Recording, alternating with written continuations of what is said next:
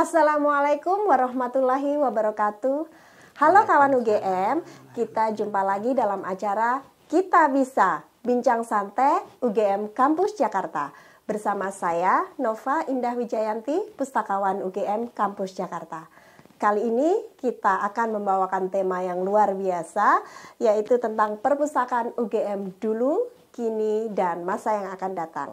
Sudah bersama kita narasumber yang luar biasa sekali, yaitu Kepala Perpustakaan UGM, Dr. Anda Nawang Purwanti M.Lib, yang langsung kita datangkan dari Jogja. Apa kabar Ibu? Gimana? Alhamdulillah sehat, Mbak Alhamdulillah. Nova. Semoga juga Mbak Nova sehat. Iya, Alhamdulillah. Gimana Ibu perjalanan dari Jogja, lancar? Alhamdulillah lancar juga. Semalam kami berangkat pagi sampai di Jogja, di Jakarta ya. Iya, di Jakarta. Sempat Ibu transit di sana dan karena langsung fasilitasi dari ya? teman-teman sini bisa lancar acaranya di Perpustakaan Nasional. Iya, terima kasih Bu. Mantap sekali dan sudah bersedia datang kemari ya. Baik Ibu, kita akan ngobrol-ngobrol singkat tentang perpustakaan UGM dan ini kita penasaran nih Bu, gimana sih Bu ceritanya awal mula menginjakan kaki di UGM? Mungkin gimana sih zaman dulu, kesannya seperti apa Ibu? Tentang perpustakaan Ibu atau tentang sendiri, UGM? Tentang Ibu sendiri gimana sih saat saya. di UGM pertama kali? Oh, saat di UGM. Iya. Baik. Saya itu dulu kebetulan masuknya di UGM. Yes, saya mahasiswa Fakultas Sastra waktu itu namanya, sekarang namanya Fakultas Ilmu Budaya. Saya masuk tahun 83, kemudian lulus tahun 88. Pada saat itu sudah ada perpustakaan fakultas, sehingga kami justru lebih banyak berinteraksinya itu di perpustakaan fakultas. Tapi kemudian saya kenal Bu Muryanti karena pada waktu itu saya diperkenalkan oleh Pak Dekan. Pak Dekan dari FIB Wakil ya? Dekan, Wakil Dekan. Almarhum Profesor Stefanus Jawanai yang kemudian meminta saya untuk waktu itu begini, perpus butuh orang nih untuk mengembangkan perpustakaan. Kebetulan juga ada beasiswa yang ditawarkan.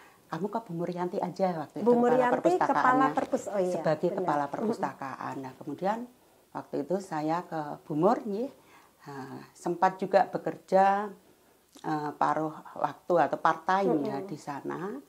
Tidak hanya saya waktu itu, ada Pak Ida juga, ada beberapa teman yang lain. Kemudian ditawari, kamu mau nggak gitu. Saya akhirnya menyampaikan persetujuan saya dan sempat diberi waktu untuk menuliskan menurut kamu perpustakaan yang ideal itu seperti apa gitu. Terus kemudian saya sampaikan, saya tulis dalam mungkin kalau nggak salah sekitar 2 lembar halaman folio ya waktu itu tentang menurut saya perpustakaan yang ideal seperti apa, dan waktu itu langsung direspon sama almarhumah Bu Muryanti. Oke, begitu. Jadi ya udah, saya kemudian istilahnya menjadi bagian dari perpustakaan dengan bekerja sebagai tenaga honor waktu itu. Jadi masih jadi pustakawan junior gitu? Statusnya belum pustakawan juga, tapi bekerja di perpustakaan. Nah, kebetulan juga waktu itu juga bersamaan dengan adanya tawaran untuk beasiswa. Iya, itu gimana Bu? Kayaknya sih seru banget ceritanya. Bu Nawang ini kan pernah berkuliah di luar negeri. Tepatnya di mana Bu? Bisa cerita sedikit? Namanya University College of Wales waktu itu. Sekarang namanya... Tahun berapa ya Bu? Tahun 89 Mbak. Oh, udah lama sekali. Tahun 89 saya sampai 91 di sana untuk 1 tahun itu di postgraduate diploma, kemudian 1 tahun untuk masternya. Namanya University College of Wales waktu itu, sekarang berganti nama Aberystwyth University itu di Wales, wilayah bagian barat dari United Kingdom. Itu Bu ceritanya. Dan memang kebetulan sempat nggak Bu ngalamin kayak culture shock tuh ke sana, habis dari Jogja terus tahu-tahu ke luar negeri, itu gimana? Saya merasa saya sangat beruntung waktu itu karena kebetulan tidak sendiri. Ada beberapa teman yang lain dari perguruan tinggi lain yang bersamaan dengan pembiayaan oleh Bank Dunia waktu itu. World Bank. Kementerian punya program untuk SDM, pengembangan SDM perpustakaan, dan bersamaan ada 15 orang yang waktu itu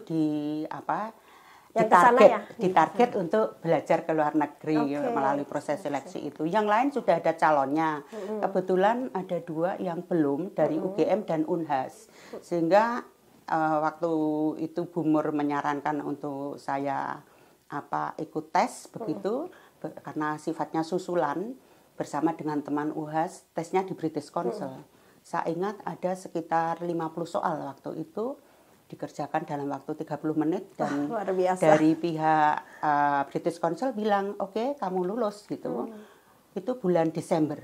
Januari sudah diminta untuk mengikuti pre-departure training yang itu dilaksanakan waktu itu namanya IKIP Malang ya. IKIP Malang di sana sekitar 6 bulan. Ber-15 orang itu. Maaf. Ini kan ke luar negeri itu pasti bisa dong bahasa Inggris. Bisa nggak Ibu ceritakan gimana tipsnya belajar bahasa Inggris? Karena setahu saya Bu Nawang ini kosakata berjalan, alias kosakata bahasa Inggris itu menguasai banyak sekali. Mungkin bisa diceritakan Ibu tipsnya. Ya kembali saya merasa beruntung karena kebetulan saya itu SMA-nya itu dari SMA Bahasa, Mbak. Oh iya, SMA dari Bahasa, situ ya sudah dan belajar. Saya sejak SMP itu menyukai juga bahasa asing. Saya mendalami bahasa Inggris itu SMP, SMA. SMA itu termasuk bahasa Jerman. Di perguruan tinggi pilihan saya juga bahasa asing, bahasa Jerman selain bahasa Inggris. Sempat kursus juga waktu itu. Dan ya keberuntungan saya di situ karena kebetulan pendidikan formal saya dari bahasa, sehingga pada saat tes di British Council itu sebetulnya bukan sebuah capaian ya, karena saya dari bahasa gitu. Kalau teman-teman yang dari bidang ilmu yang lain akhirnya lolos, itu menurut saya mereka yang patut diacungi jempol. Kalau saya sampai nggak lolos, saya bayangkan, wah malu lah, karena saya dari bahasa. Jadi termotivasi gitu. Termotivasi karena itu, sehingga ya kalau kembali ke masalah cultural shock itu karena ber-15 tadi itu, tapi malah tidak menguntungkan juga karena bahasa Inggris kami menjadi tidak berkembang. 15 orang, ada yang dari Jawa Barat, ada yang dari Jawa Timur, sehingga bahasanya malah bahasa lokal Indonesia. Itu dikembangkannya ngobrolnya tetap bahasa Indonesia. Betul ya, tapi di tahun kedua untungnya di-split ya. Pada waktu itu persyaratannya kalau nilainya memungkinkan, kamu tidak perlu pindah di tahun kedua.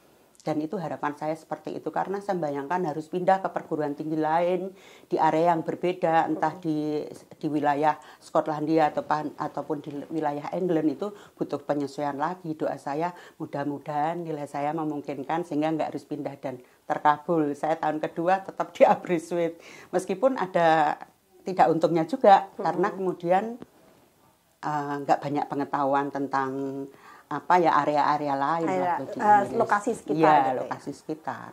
Ya. Baik Ibu, tadi kita udah ngobrolin gimana pengalamannya Ibu Nawang masa-masa berkuliah di luar negeri.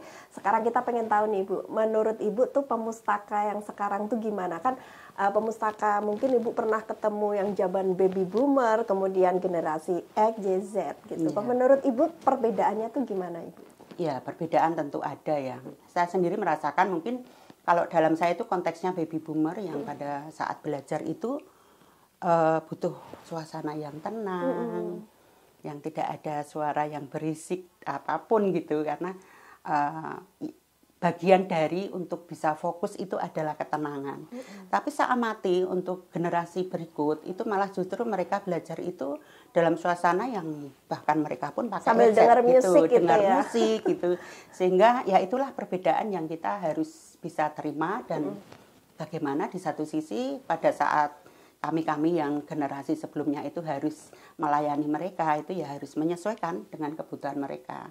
Untungnya kan ada generasi setelah saya itu ya teman-teman yang lahiran tahun 70, tahun 80 itu kan relatif gap dengan pemustaka saat ini kan nggak terlalu jauh. Tidak terlalu jauh. Ya, Jadi ya, tentunya penyesuaian itu ada dan kita siap untuk menyesuaikan. Di situ yang saya pikir itu sesuatu yang patut selalu kita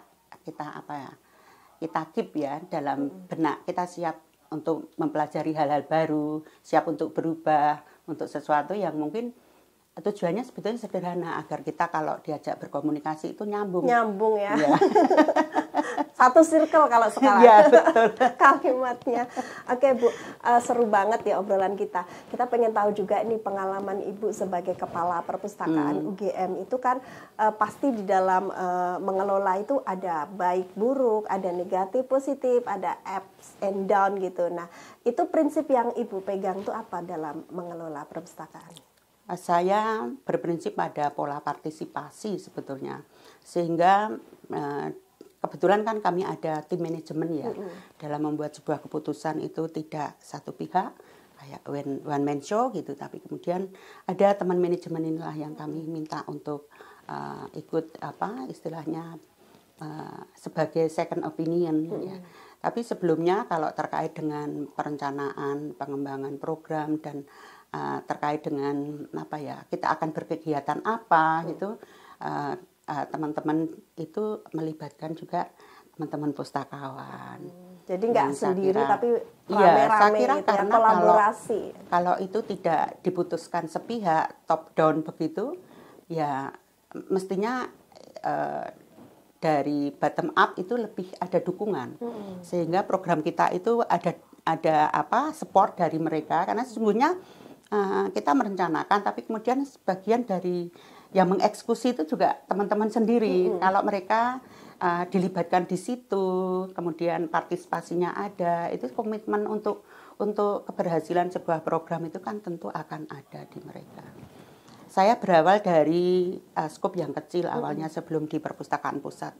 Saya itu bekerja di perpustakaan fakultas kedokteran yang sebetulnya sekarang FKKMK yang saya melihat awalnya tidak jauh beda dengan perpustakaan pusat sekarang ini, karena di fakultas kedokteran bahkan sampai sekarang itu kan ada perpustakaan di tingkat departemen, kalau dulu namanya bagian, yang mereka itu juga mengembangkan sistem sendiri-sendiri awalnya itu, kemudian jadi satu dengan fakultas, sehingga kami juga ada rapat koordinasi rutin waktu itu di level fakultas, karena bagian itu cukup banyak ya, di preklinik itu waktu itu mungkin sekitar 8 preklinik. Berarti kemudian ada dalam kata lain itu sudah latihan dalam di fakultas saya kurang tahu ya Kak, kayaknya kok seperti tidak sengaja atau mungkin ini skenario dari yang maha kuasa.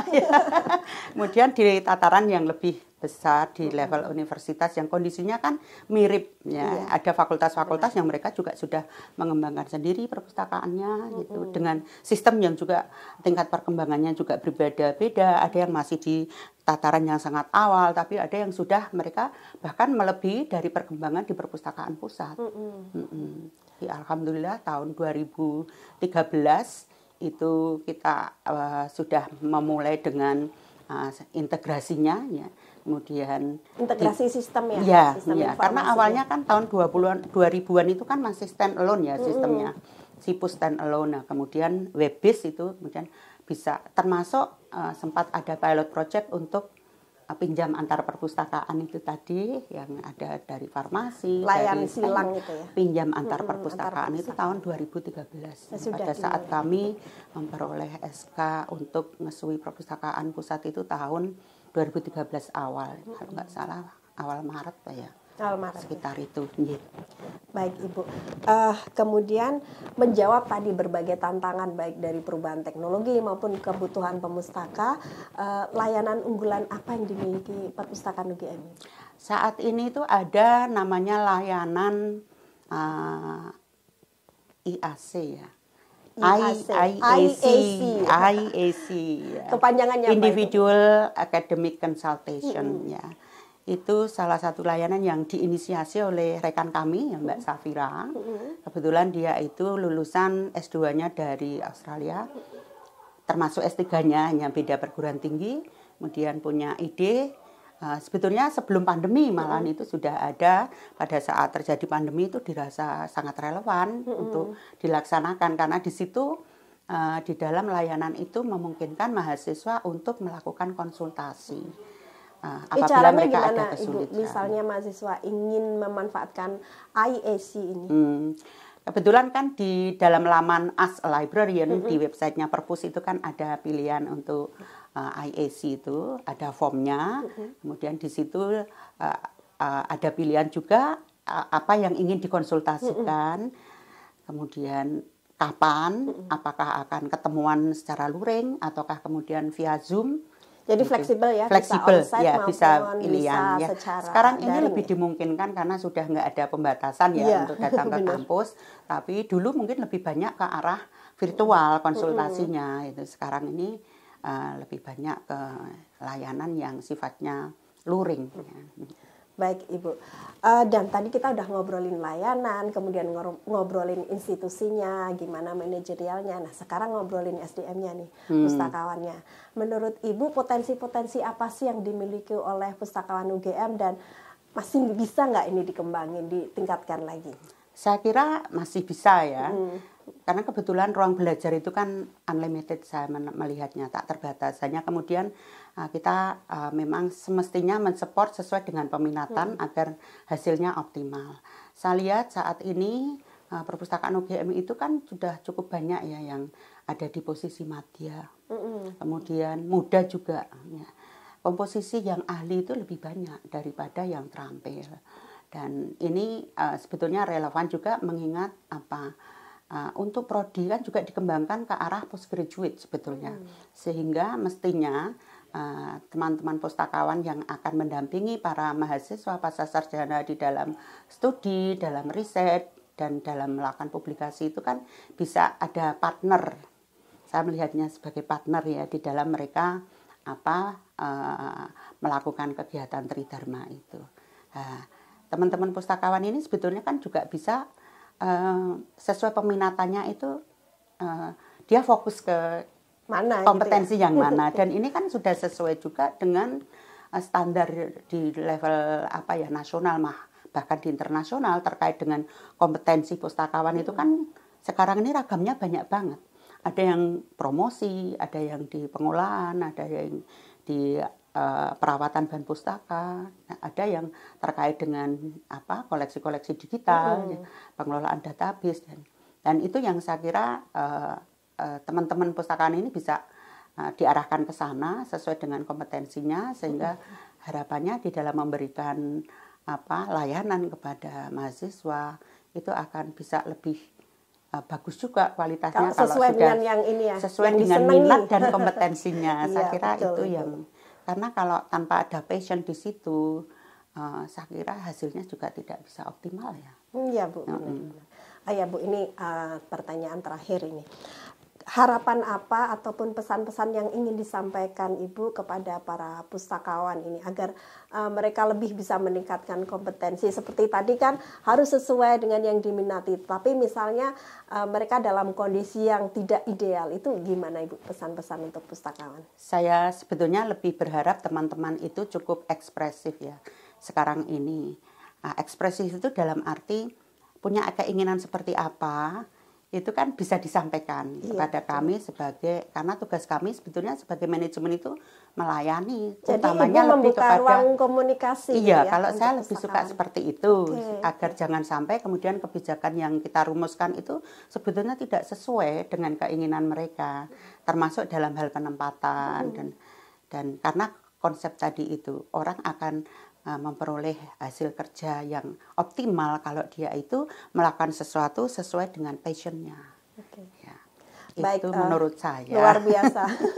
Pesan dari Ibu Nawang untuk kita semua, kita dapat ngambil hikmahnya ya dari yang sudah diceritakan pengalaman beliau saat berkuliah di luar negeri, kemudian bagaimana beliau memimpin, menahkodai perpustakaan UGM dan juga pesan-pesan kepada para pustakawan. Dan terakhir sebelum kita tutup, ada closing statement Ibu yang ingin disampaikan kepada kawan UGM, silahkan. Baik, saya berharap teman-teman kawan UGM yang tentu utamanya ini adalah sebetulnya pemustaka ya, mitra perpustakaan, sobat perpustakaan yang kita layani. Kami punya channel untuk bisa dihubungi melalui media sosial yang sudah ada. Dan saat ini kami mencoba untuk menggunakan berbagai platform yang tersedia itu untuk tidak sungkan-sungkan juga untuk menyampaikan aspirasinya melalui channel yang sudah kami sediakan, karena sesungguhnya melalui itulah kami bisa berbenah ya. Kami khawatir kami sudah merasa melakukan hal yang benar, hal yang menurut kami paling baik, tapi sebetulnya ternyata bisa saja itu tidak sesuai harapan. Jadi sekarang ini insya Allah dengan berbagai media komunikasi yang ada, ini dimudahkan bagi kami untuk berkomunikasi, termasuk kami juga mencoba untuk lebih terbuka ya terkait dengan